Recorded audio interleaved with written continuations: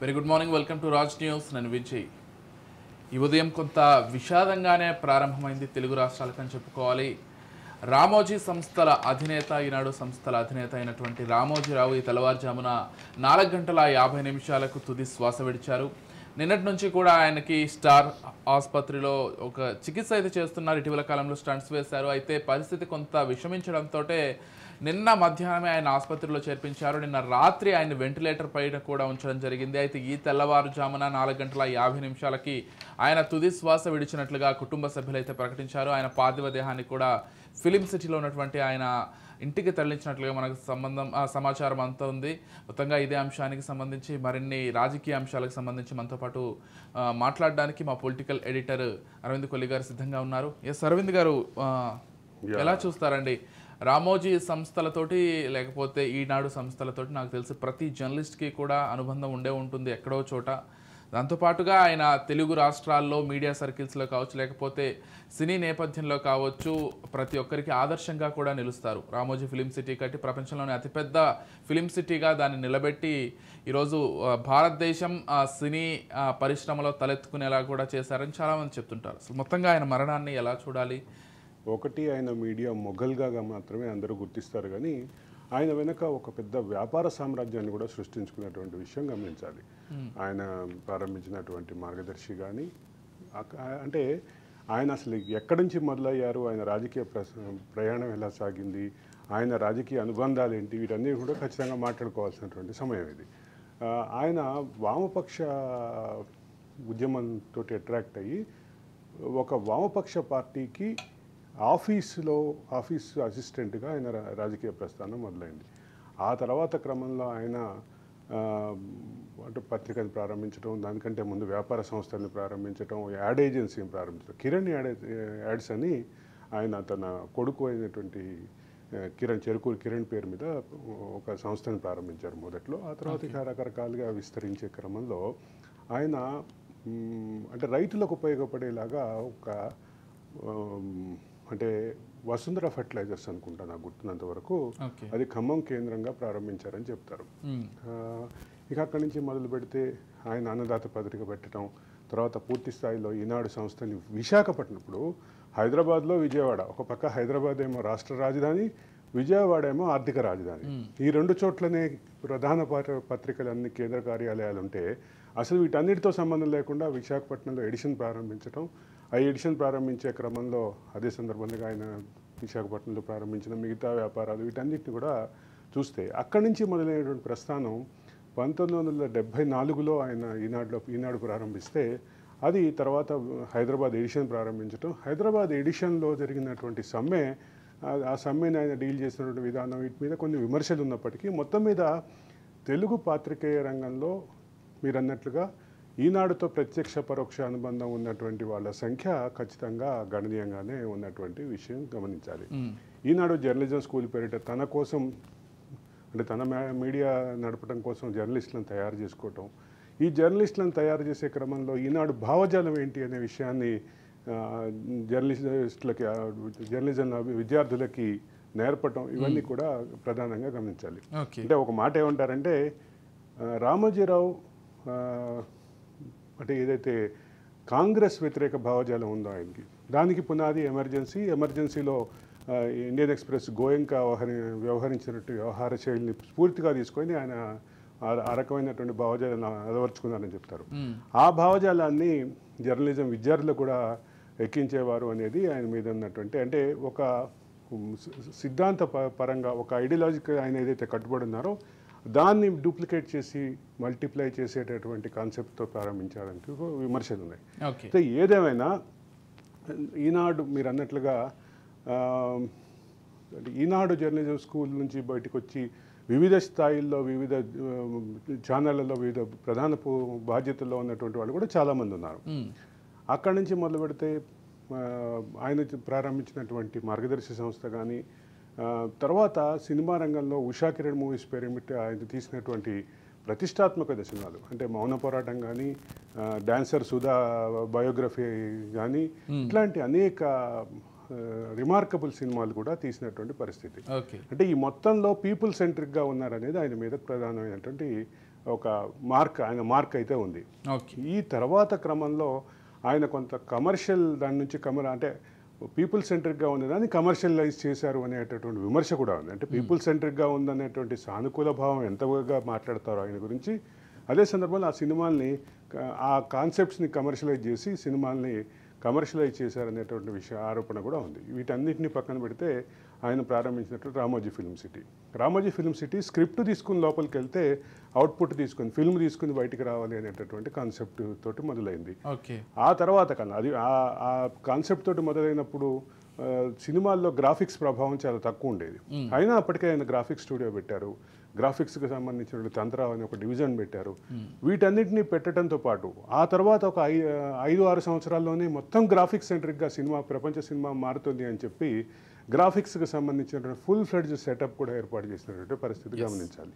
ఇక అక్కడి నుంచి మొదలు పెడితే గ్రాఫిక్స్కి సంబంధించినటువంటి విషయాన్ని నేను ఎందుకు చెప్తున్నానంటే అడ్వాన్స్మెంట్ని అందిపుచ్చుకున్నటువంటి విషయంలో చెప్తాను. అది కాకుండా 24 క్రాఫ్ట్స్ మొత్తం కూడా రామోజీ ఫిల్మ్ సిటీలో 24 క్రాఫ్ట్స్ మొత్తం ఉన్నాయి. ఇంకా ఇక్కడ ఇంకొక విషయం చెప్పాలి.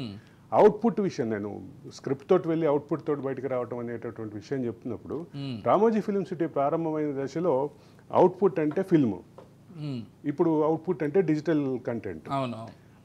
ఆ మార్పుని కూడా అవుట్పుట్లో కూడా ఆ రకమైనటువంటి మార్పులు చేసి అవుట్పుట్ ఎండ్లో వచ్చేటటువంటి కాన్సెప్ట్లో కూడా ఆయన ఒక రకమైనటువంటి మార్పుని వెంటనే అందిపుచ్చుకున్నటువంటి వ్యక్తి. ఆ సంస్థ కూడా అదే రకమైనటువంటి పరిస్థితి.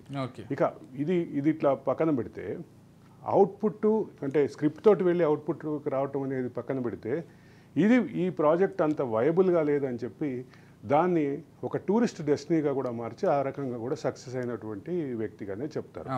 ఆయన హోటల్ ఇండస్ట్రీలో ఉన్నారు, ఫైనాన్స్ ఇండస్ట్రీలో ఉన్నారు, ఆయన వివిధ రకాల వివిధ అంటే మల్టీ డైమెన్షనల్ వ్యాపారాలు చేసినటువంటి ఈనాడు గ్రూపు ఆయన కేంద్రంగానే ఇప్పటి వరకు ఉంది.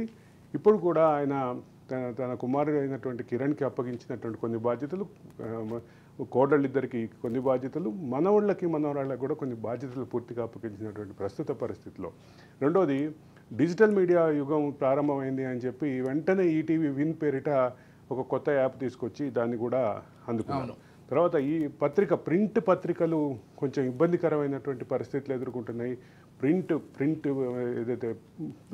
పేపర్ ప్రింట్ ఏదైతే ఉంటుందో ఆ ప్రింట్ ఖరీదు పెరిగింది అన్నటువంటి నేపథ్యంలో ఆయన ఈనాడు .net కానీ ఈనాడు యాప్ని కానీ తీసుకొచ్చి, అంటే కొత్తగా వచ్చేటటువంటి టెక్నాలజీని అడ్వాన్స్ అవుతూ అందిపుచ్చుకోవటం అనేది ఈనాడు గ్రూపు సంస్థలకి ఏదైతే ట్రేడ్ మార్క్గా ఉందో ఆ ట్రేడ్ మార్క్కి పునాది మాత్రం రామోజీరావు అని చెప్పడంలో ఎక్కడా అనుమానం లేదు, అది ఎక్కడా ఇది లేదు.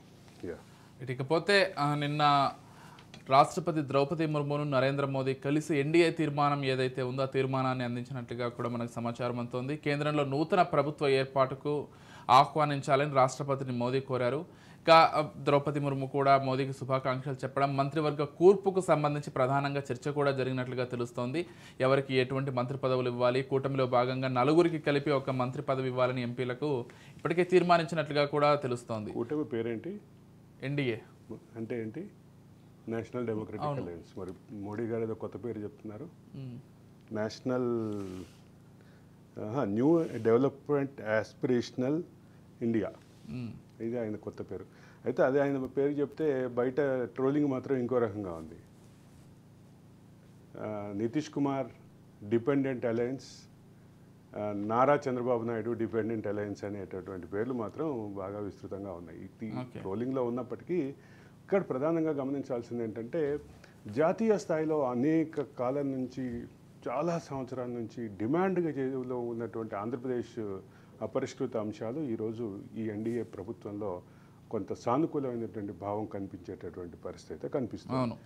దీనికి ఒక లాజికల్ కంక్లూజన్ వచ్చే పరిస్థితి అయితే కనిపిస్తుంది. అదే సందర్భంలో ఎన్డీఏ కూటమి మీటింగ్లో, ఎన్డీఏ కూటమి నిన్న జరిగినటువంటి సమావేశంలో మోడీ ఆంధ్రప్రదేశ్ యొక్క విజయాన్ని, ముఖ్యంగా ఆంధ్రప్రదేశ్కి సంబంధించిన ఇద్దరు నాయకుల యొక్క, ఒకరినేమో విజనరీగా అప్రిషియేట్ చేశారు, ఇంకొకరినేమో తుఫాన్గా అప్రిషియేట్ చేశారు. పవన్ కళ్యాణ్ అంటే పవన్ కాదు, పవన్ అని సింపుల్గా తీసుకోవద్దు, అంటే ఆయన పుష్ప డైలాగ్ని ఇమిటేట్ చేస్తూ చెప్పారు, పవన్ అయ్యే పవన్ అందే హై అంటే పవన్ అనేది సింపుల్గా తీసుకోవద్దు, పవన్కి సంబంధించి ఒక తుఫానుగా చూడాలి, ఒక వైబ్రెంట్ క్యారెక్టర్గా చూడాలి అని చెప్పారు. ఇది ఒక ఎలివేషన్ చాలా బలంగా ఇచ్చారు. దేశంలో దేశ రాజకీయాల్లో ఆంధ్రప్రదేశ్ కీలక పాత్రకు సంబంధించినటువంటి ఇండికేషన్గానే దీన్ని భావించాలి. ఇక్కడ నుంచి మొదలు పెడితే నిన్న ఆయన వెళ్ళి కలిసి వచ్చారు. కలిసి వచ్చిన తర్వాత రాష్ట్రపతి భవన్ బయటే మాట్లాడినటువంటి సందర్భం ఉంది. దానికి సంబంధించి ఆయన తన ప్రమాణ స్వీకారానికి సంబంధించినటువంటి టైమింగు, ప్రమాణ స్వీకారానికి వేదికది, వీటన్నింటినీ కూడా చెప్పేశారు. అయితే ఆయన సరదాగా ఒక మాట అయితే వ్యాఖ్య చేశారు. అది కొంచెం ఇప్పుడు సోషల్ మీడియాలో తిరుగుతున్నటువంటి పేర్లకి, ఏదైతే మంత్రులుగా క్యాబినెట్గా ఉండబోతున్నటువంటి అన్న పేర్లకి ఆయన ఒక మాట చెప్పారు. నా సంతకంతో కూడా నా క్యాబినెట్ మంత్రులు నా సంతకం ఉన్నటువంటి పేర్ల లెటర్లతో కూడా హల్చల్ చేస్తాయి, దాని గురించి ఏం కంగారు పడద్దు, ఎవరిని మంత్రులుగా తీసుకుంటాననేది నా మనసులో ఉంది, ఎన్డీఏ కూటమి మనసులో ఉంది, దానికి ఒక సొల్యూషన్ వస్తుంది, పూర్తి స్థాయిలో అందరం కలిసి పనిచేస్తాం, ఇది టీమ్ ఇండియా అనేటువంటి. గతంలో 2014లో ఆయన పాలన సందర్భంగా టీమ్ ఇండియా అనేటువంటి భావాన్ని, కోఆపరేటివ్ ఫెడరలిజం పేరిట టీమ్ ఇండియా అనే భావాన్ని ప్రధానంగా చెప్పారు. ఇప్పుడు కూడా నాన్ ఎన్డీఏ ప్రభుత్వాలు చాలా తక్కువ రాష్ట్రాల్లో ఉన్నటువంటి నేపథ్యంలో, అదే సందర్భంలో తెలంగాణ ముఖ్యమంత్రి లాంటి వాళ్ళు మీరు బడే బాయ్ మేము చోటే బాయ్, మీరు మేము కలిసి వెళ్ళాలన్నటువంటి ఇండికేషన్స్ ఇస్తున్నటువంటి నేపథ్యంలో అదే టీమిండియా స్పిరిట్ని, టీమిండియా యొక్క భావాన్ని మళ్ళీ ముందుకు తీసుకొచ్చి కోఆపరేటివ్ ఫెడరలిజం పేరిట మళ్ళీ అదేటువంటి భావంతో మోడీ ముందుకెళ్లే పరిస్థితులు అయితే కనిపిస్తున్నాయని చెప్పదు. అయితే మరోవైపు ఆయన అంటే ఏదైతే సీట్లు తగ్గాయి, ప్రధానమంత్రిగా మోదీకి అర్హత లేదని ఏదైతే విపక్షాలు చేస్తున్నటువంటి కామెంట్స్కి సంబంధించి కూడా ఆయన క్లారిటీ ఇచ్చారు. గత 3 టర్ముల నుంచి అంటే ఇప్పుడు వచ్చినటువంటి కాంగ్రెస్కి 100 సీట్లు, 2019లో ఒక 44, 2014లో అదే 2019లో ఒక 52 సీట్లు వచ్చాయి. అంటే మొత్తం కలిపినా కానీ గత 3 టర్ములు చూసుకున్నా కానీ ఇప్పుడు మాకు వచ్చిన సీట్స్ కూడా టోటల్ రాలేదు. అదే సందర్భంలో ఆయన ఇంకో మాట కూడా చెప్పారు, మోడీకి సీట్లు తగ్గినాయి, మోడీ వ్యతిరేక తీర్పు అని ఏదైతే మాట చెప్తున్నారో ఆ మాట చెప్తున్న కాంగ్రెస్కి కనీసం 100 సీట్లు కూడా రాలేదు.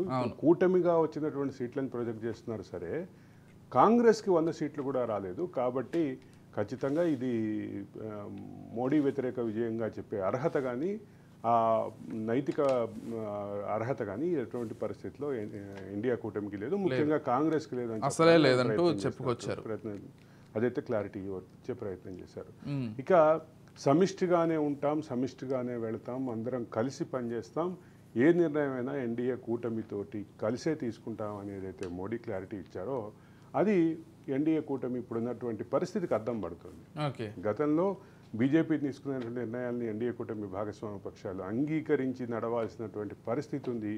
అదే సందర్భంలో ఎన్డీఏ కూటమి బయట ఉన్నటువంటి టీఆర్ఎస్, మరోపక్క జగన్మోహన్ రెడ్డి వైసీపీ కానీ ఆ నిర్ణయాలకు అనుగుణంగా నడుచుకున్నాయన్నటువంటి విమర్శలు ఏవైతే ఉన్నాయో ఆ విమర్శల పాలన గతం అయితే ఇప్పుడేమో పూర్తిగా కలిసి పనిచేస్తాం, సమిష్టి నిర్ణయాలు తీసుకుంటాం అనే చెప్పే, అంటే మొదట్లోనే ఆ మాటకి క్లారిటీ ఇచ్చి ఆ రకమైనటువంటి కాన్ఫిడెన్స్ దేశ ప్రజల్లో క్రియేట్ చేయడానికి చేసినటువంటి ప్రయత్నం ఏదైతే ఉందో ఇది ఎన్డీఏ కూటమి యొక్క ప్రస్తుత పరిస్థితికి, ఎన్డీఏ కూటమి యొక్క సమిష్టి అవసరాన్ని గుర్తించినటువంటి పరిస్థితికి ఇది ప్రధాన కారణంగానే కనిపిస్తున్నటువంటి విషయం. లేకపోతే ప్రమాణ స్వీకారానికి సంబంధించి కూడా దాదాపు ఒక 17 దేశాల అధినేతలకు కూడా ఆహ్వానం అందించనున్నట్లుగా దాదాపు చాలా రాష్ట్రాల సీఎంలు, రాజకీయ సినీ ప్రముఖులు కూడా హాజరవబోతున్నట్లుగా తెలుస్తుంది.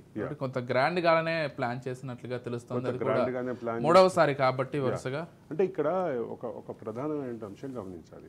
మోడీ మూడవసారి వచ్చేటటువంటి క్రమంలో మోడీ తప్ప ఇంకా దేశానికి వేరే ఆల్టర్నేట్ లేదు అనేటటువంటి ప్రొజెక్షన్ ఏదైతే ఇచ్చారో ఆ ప్రొజెక్షన్ పట్ల అట్రాక్షను, దానికి వ్యతిరేకంగా ఉన్నవాళ్ళు, వీటన్నిటి విషయంలో అంచనాలు వీటన్నిటిని పక్కన పెడితే మోడీ ఈరోజు ఏదైతే ముందుకు తీసుకొస్తున్నారో, అంటే 100 సీట్లు దాటని కాంగ్రెస్ మమ్మల్ని విమర్శించే నైతిక అర్హత ఉందా అనేటటువంటి, అంటే మోడీ వ్యతిరేక తీర్పుగా దీన్ని అభివర్ణించే నైతిక అర్హత ఉందా అని ఏదైతే మోడీ నిన్న వ్యాఖ్యానం చేశారో ఈ రెండింటిని కలిపి చూస్తే మాత్రం ఖచ్చితంగా ఒక క్లారిటీ వస్తుంది.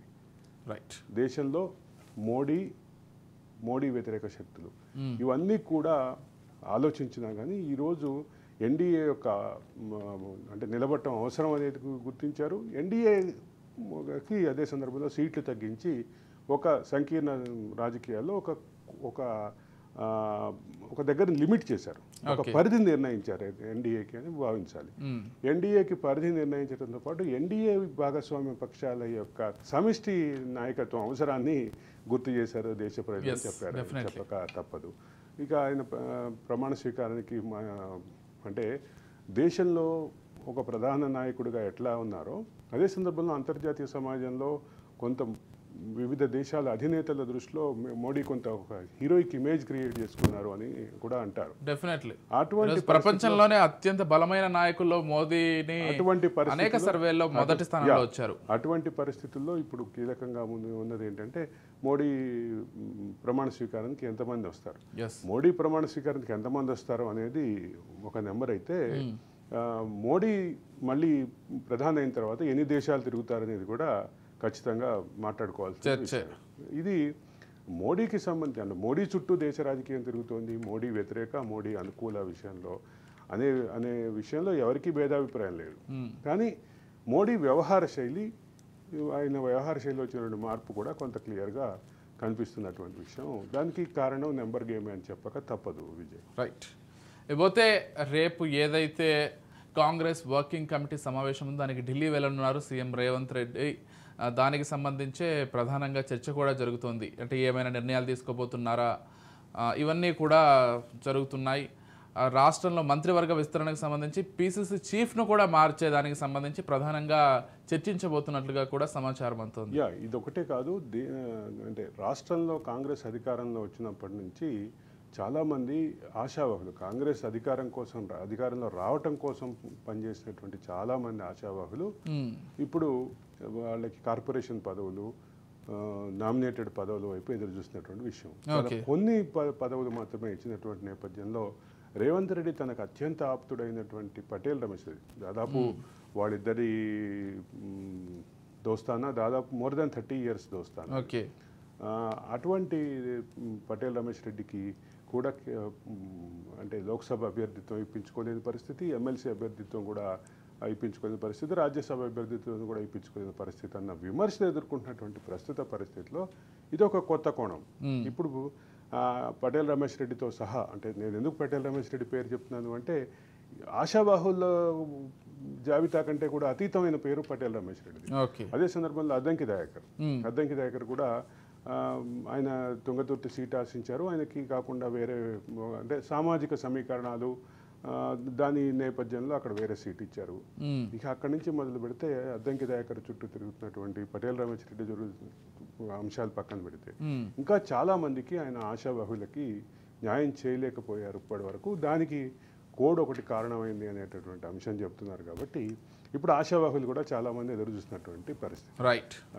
ఒక పక్కన ఆశావాహుల సంఖ్య ఎక్కువ ఉంది, రెండో పక్క ఇటీవల కాంగ్రెస్లో చేరిన వాళ్ళు కూడా కొంత ఆ రకమైనటువంటి హామీతో చేరారు అనే అంశం కూడా బాగా ప్రచారంలో ఉంది. కాబట్టి ఒక పక్క మంత్రివర్గ విస్తరణ, రెండో పక్క ఈ ఆశావాహులకు సంబంధించి, మూడోది తనకి సంబంధించిన తానే పీసీసీ ప్రెసిడెంట్గా ఇప్పుడు అదే హైలైట్ గా నిలుస్తుంది. పీసీసీ ప్రెసిడెంట్ అంటే పీసీసీ చీఫ్ కి సంబంధించి ఎవరికి ఇస్తారు అనేటువంటి, ఎందుకంటే కాంగ్రెస్ పార్టీ బాధ్యతలు మొత్తంగా కూడా పీసీసీ చీఫ్ చేతిలో ఉంటాయి. కాబట్టి ఆ బాధ్యతలకు ఎవరికి ఇవ్వాలి, ఎవరు దాన్ని బాగా నిర్వర్తించగలరు, ఈ చర్చ ఎక్కువగా జరుగుతుంది. ఇంకోటి ఏంటంటే కాంగ్రెస్లో ఒక అంటే విచిత్రమైన సంక్లిష్టమైన పరిస్థితి ఎప్పుడు ఉండేది. ఒక పోస్ట్ ఉంటే ఆశావాహులు కానీ అర్హులు కానీ, ఆశావాహులు ఒక పక్కన, పార్టీలు ఆ పదవి నిర్వహించడానికి అర్హత ఉన్న వాళ్ళ సంఖ్య ఒక పక్కన, రెండు కూడా ఎక్కువ ఉంటాయి. ఎందుకు అంటే కేంద్ర అధిష్టానంతో ఉండే సత్సంబంధాలు ఒక పక్కన ఉంటే, రెండో పక్క గ్రౌండ్లో పనిచేసినటువంటి ఎక్స్పీరియన్స్, వీటన్నిటికి సంబంధించిన అంశం ఒక పక్కన ఉంటే, ఈ ఆశావాహులు అర్హులు వీళ్ళిద్దరి మధ్య కొన్ని చోట్ల కొన్ని సందర్భాల్లో అంటే అంత స్థాయి అర్హత లేని వారి కంటే కూడా తక్కువ స్థాయి అర్హత ఉన్నటువంటి వాళ్ళకు కూడా వస్తుంది అని చెప్పి కాంగ్రెస్ గతంలో కీలకమైన నాయకులుగా ఉన్నటువంటి వాళ్ళే చెప్పినటువంటి సందర్భం ఉంది. ఇక అక్కడి నుంచి మొదలు పెడితే మొత్తం అంశంలో ఇప్పుడు వీళ్ళందరినీ సంతృప్తిపరచాల్సినటువంటి బాధ్యత మాత్రం ఖచ్చితంగా రేవంత్ రెడ్డి మీదే ఉంటుంది. కాబట్టి రేవంత్ రెడ్డి ఇప్పుడు ఏ డెసిషన్ తీసుకుంటారు అనేటటువంటి డైరెక్షన్లో అంటే ఇక్కడ చాలా అంశాలు ముడిపడి ఉంటాయి. మళ్ళీ రేపు వచ్చే పిసిసి చీఫ్ రేవంత్ రెడ్డికి అనుకూలంగా, లేకపోతే ఇద్దరి మధ్య సఖ్యత ఉండాలి, ఎలాంటి పొరపొచ్చులు కూడా ఉండకుండా చూసుకోవాల్సినటువంటి వ్యక్తిని నిలబెట్టాలి, ఇవన్నీ కూడా మళ్ళీ ఉంటాయి డెఫినెట్గా. అంటే గత అనుభవాలతో చూస్తే మాత్రం పిసిసి అధ్యక్షుడు ముఖ్యమంత్రి మధ్య సుహృద్భావ వాతావరణం లేని పరిస్థితులు కొన్ని సందర్భాల్లో ఉన్నటువంటి పరిస్థితి ఖచ్చితంగా ఉంది. దానికి కిరణ్ కుమార్ రెడ్డి బొత్స కానీ, కిరణ్ కుమార్ రెడ్డి బొత్స అని ప్రధానంగా చెప్తారు. ఇక అక్కడి నుంచి మొదలు పెడితే కొన్ని అంశాలు ఉన్నాయి. పిసిసి అధ్యక్షుడిగా ఉన్నటువంటి వ్యక్తి తానే మొత్తం అంతా తన చుట్టూ అధికారం కానీ పార్టీ కానీ తిరగాలని భావిస్తారు. అదే సందర్భంలో ముఖ్యమంత్రిగా ఉన్నటువంటి అదే పరిస్థితి ఉంటుంది. ఇప్పుడు ముఖ్యమంత్రి పిసిసి అధ్యక్షుడు ఒకరే కాబట్టి ఈ 6 నెలల పాటు సుహృద్భావ వాతావరణంలో ఎక్కడ ఏ రకమైన పరిస్థితి లేకుండా జరిగింది. ఇప్పుడు మళ్ళీ రెండో పవర్ సెంటర్గా మారేటటువంటి అవకాశం ఉంది అనేటటువంటి చర్చ అయితే కాంగ్రెస్ పార్టీ మీద సహజం. అవును. కానీ సబ్మిసివ్గా ఉండే వాళ్ళకి ఇస్తారా లేదా అగ్రెసివ్గా ఉండే వాళ్ళకి ఇస్తారా అనేది ఒక ప్రధాన అంశం. అంటే ముఖ్యమంత్రి అభిష్టానికి వ్యతిరేకంగా పిసిసి అధ్యక్ష పదవికి ఇచ్చే అవకాశాలు చాలా చాలా తక్కువ. కాబట్టి ఇప్పుడు రేవంత్ రెడ్డి ఛాయిస్ ఎవరు, అధిష్టానం ఛాయిస్ ఎవరు, ఈ రెండు కామన్గా అయ్యాయి. ఇప్పుడు రేవంత్ రెడ్డి ఒక 6-7 లిస్టు పట్టుకెళ్తే అధిష్టానం దగ్గర ఒక 3-4 ఉంటే ఈ రెండిట్లో కామన్గా ఉన్న వాళ్ళలో ప్రాబబిలిటీస్ అవకాశాలు ఎక్కువ ఉంటాయి అనేది క్లియర్. ఈ మొత్తం చర్చలో రేవంత్ రెడ్డితో కలుపుకుపోయేటటువంటి వ్యక్తి కావాలి అనేది ఆలోచిస్తారు. రేవంత్ రెడ్డి కూడా అదే ఆలోచిస్తారు. కాబట్టి అధిష్టానం ఎటువంటి నిర్ణయం తీసుకుంటుంది, అధిష్టానాన్ని ఏ మేరకు తన ఛాయిస్ని అధిష్టానం ఛాయిస్గా మార్చడానికి రేవంత్ రెడ్డి ఏ రకమైన ప్రయత్నం చేస్తారని కూడా కీలకంగానే ఉంది. కాబట్టి దాని విషయంలో క్లారిటీ రావాల్సిన అవసరం అయితే ఉంది. రైట్. పోతే అన్నారం సరస్వతి బ్యారేజ్ని మంత్రి ఉత్తమ్ అయితే ఆయన పరిశీలించడం జరిగింది. అక్కడికి వెళ్ళి అత్యవసరంగా జరుగుతున్న మరమ్మతులకు సంబంధించి ఆయన పూర్తిగా పరిశీలించడం, అసలు ఏం జరుగుతోంది, ఎన్ని అంశాలు కూడా చూశారు. బ్యారేజ్ 34వ పియర్ డౌన్ స్ట్రీమ్ వద్ద జరిగినటువంటి గ్రౌండింగ్ పనుల పరిశీలనలో కూడా ఆయన పాల్గొన్నారు. అసలు ఏమేం జరుగుతోంది, అక్కడ పనులు ఎలా జరుగుతున్నాయి, దానికి సంబంధించినటువంటి పర్యవేక్షణ కూడా నిన్న జరిగింది. ఎలా చూడాలి మొత్తం అంశం? ఇంకొక రకంగా చెప్తాను నేను. నిన్న ఏదైతే ఉత్తమ్ కుమార్ రెడ్డి, నీటిపారుదల శాఖ మంత్రి ఉత్తమ్ కుమార్ రెడ్డి పర్యటన సందర్భంగా కంపల్సరీ పాల్గొనాల్సిందిగా ఎల్ఎన్టీ సంస్థకి, నవయుగ సంస్థకి, మరొక నిర్మాణ సంస్థకి, అన్ని నిర్మాణ సంస్థలకి నిర్మాణంలో భాగంగా ఉన్నటువంటి కంపల్సరీ రావాల్సిందిగా ఆర్డర్స్ వెళ్ళినాయి. దీనికి సంబంధించినటువంటి అంశంలో కీలకమైన అంశం ఇప్పుడు వచ్చింది. ఓకే.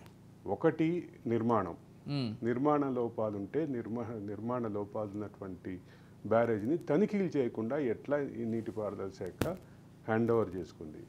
రెండవది నిర్వహణ లోపాలు అంటే మెయింటెనెన్స్ ఎంతకాలం నిర్మాణ సంస్థ చేయాలి, ఆ తర్వాత ఇరిగేషన్ శాఖ పూర్తి స్థాయి బాధ్యత ఎప్పటి నుంచి తీసుకోవాలి, ఈ విషయంలో క్లారిటీ రావాలి. నిర్వహణ లోపాల విషయంలో బాధ్యులు ఎవరు అనేది ప్రధానమైన అంశం.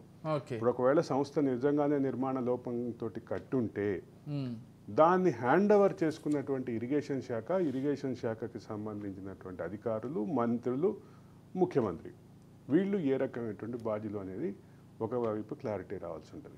ఇక నిర్మాణ లోపాల సైడు అట్లా క్లారిటీ వస్తే నిర్వహణ లోపాలు, ప్రాజెక్ట్ నిర్మాణం చేసిన ఇది ఒక విచిత్రమైనటువంటి అగ్రిమెంట్, కాంట్రాక్ట్ అగ్రిమెంట్. అది కూడా నేను ఎక్కడో ఒక ఆర్టికల్ చదివాను.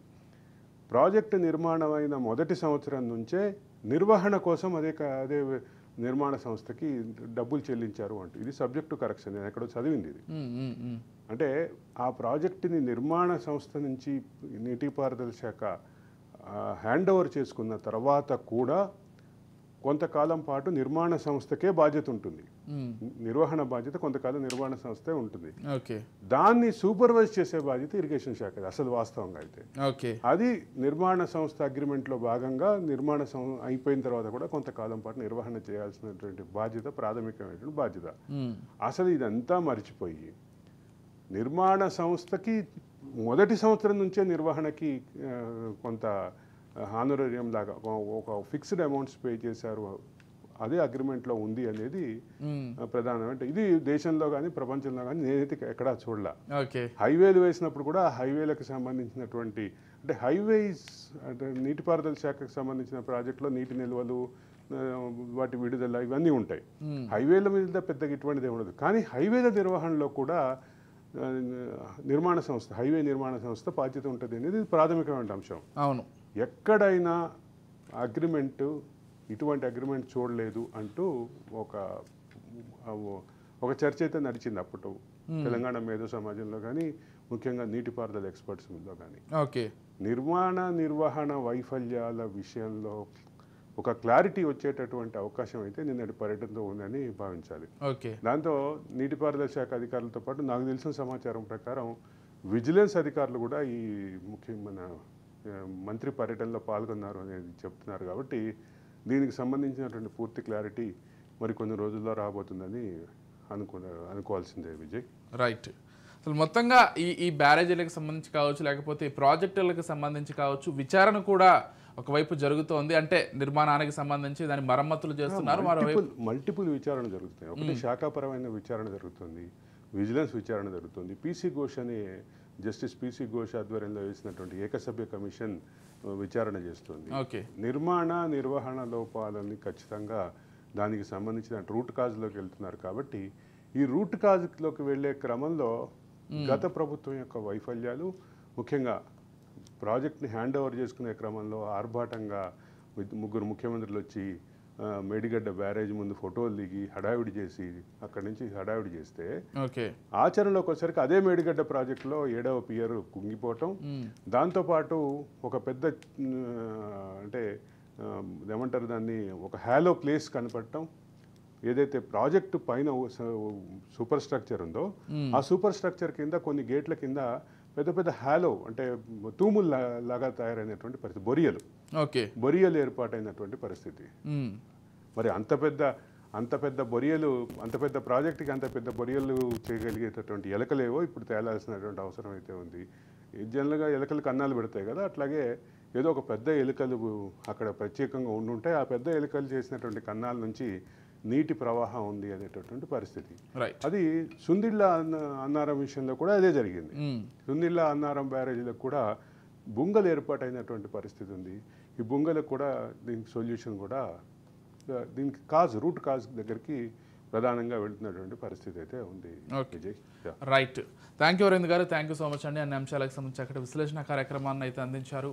రైట్, ఇది ఇవాల్టి special discussion. Keep watching Raj news.